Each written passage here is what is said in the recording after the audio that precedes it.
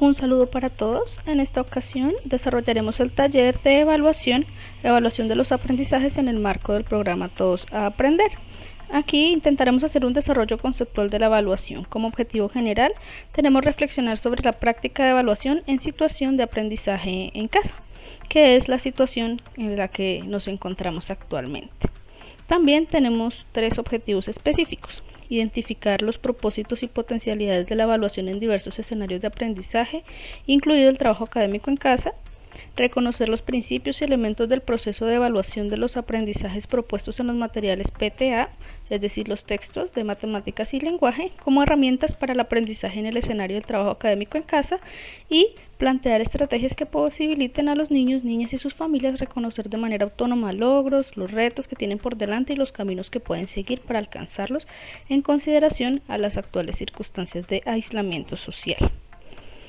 Para regir esta situación de trabajo académico en casa, el Ministerio de Educación envió unas orientaciones a directivos y docentes que se encuentran bajo este documento: Juntos para Existir, Convivir y Aprender. Aquí se tienen en cuenta algunas consideraciones con respecto a la evaluación en sí misma. Entre ellas se menciona, por supuesto, las características mismas de la evaluación, que son, en otras palabras, una evaluación formativa, es decir, que reconozca las características individuales, el momento por el que estamos pasando, los tiempos reales y posibilidades de las familias, y la importancia de que esa evaluación nos lleve más al autoaprendizaje y al autocontrol, es decir, a la autonomía del estudiante, que en sí mismo a la calificación.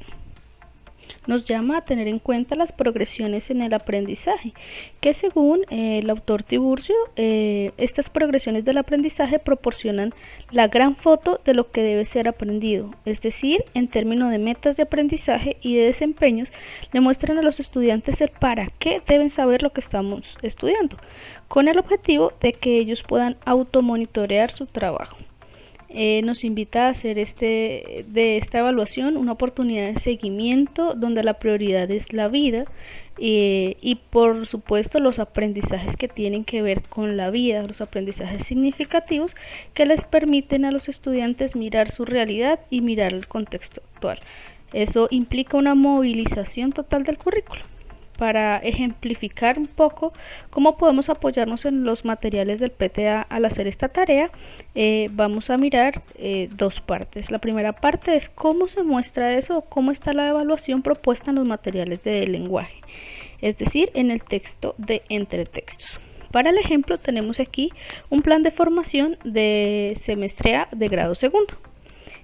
Aquí podemos ver que cada desafío tiene una planeación que nos muestra desde los estándares básicos hasta los desempeños de aprendizaje que se requieren para cada nivel: básico, alto, superior, los derechos básicos de aprendizaje, y hace referencia a otros recursos que se encuentran disponibles en línea y que complementan lo que trae el texto.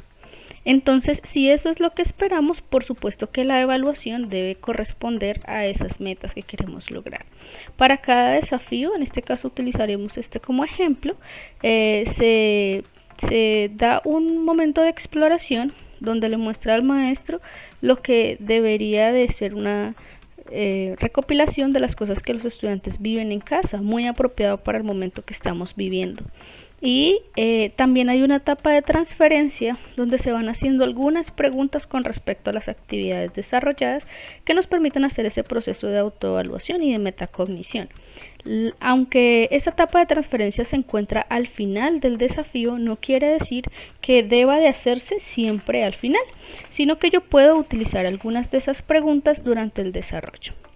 En el texto de matemáticas, es decir, en el texto de PREST, también existe una lógica con respecto a la evaluación.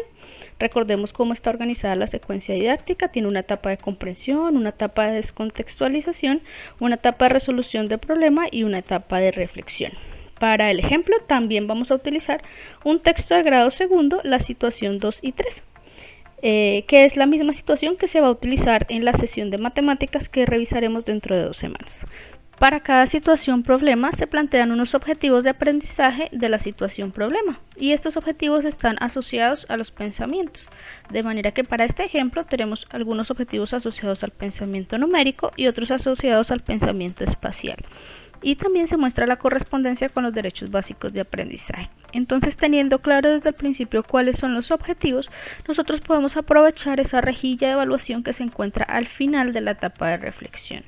A pesar de que la rejilla de evaluación se encuentra al final, al igual que con los materiales de lenguaje, no se espera que se emplee únicamente al final, sino que la rejilla nos va mostrando lo que se espera de cada estudiante a medida que va avanzando en cada etapa. Por ejemplo, cuando el estudiante completa la etapa de comprensión, entonces existen unos criterios que nos permiten categorizar al estudiante según lo que él haya logrado dominar en el nivel A, B, C, D o E, siendo A el mejor nivel y E el peor. De la misma manera, existe después de una etapa de movilización de conceptos y procesos que corresponde a la etapa de descontextualización y resolución de la situación problema, algunos elementos que nos permiten ubicar al estudiante en esa rejilla, y de igual manera hay un momento que se llama explicación de los elementos de su solución, que tiene que ver ya con el momento después de que el estudiante ha hecho la solución de la situación problema, cómo explica de forma oral o escrita esos procedimientos que él ha utilizado. Finalmente, se espera que para nuestro proceso de evaluación tengamos en cuenta que la evaluación tiene diferentes propósitos y que el que se acomoda más a nuestra situación actual es el de acompañar el proceso de los estudiantes. También que recordemos el potencial del material PTA, que está disponible para todos nuestros estudiantes o por lo menos para la mayoría, y que tiene digamos estos procesos incluidos de forma muy clara y sistemática. Y por supuesto que lo más importante de este proceso es un acompañamiento pertinente por parte de los docentes.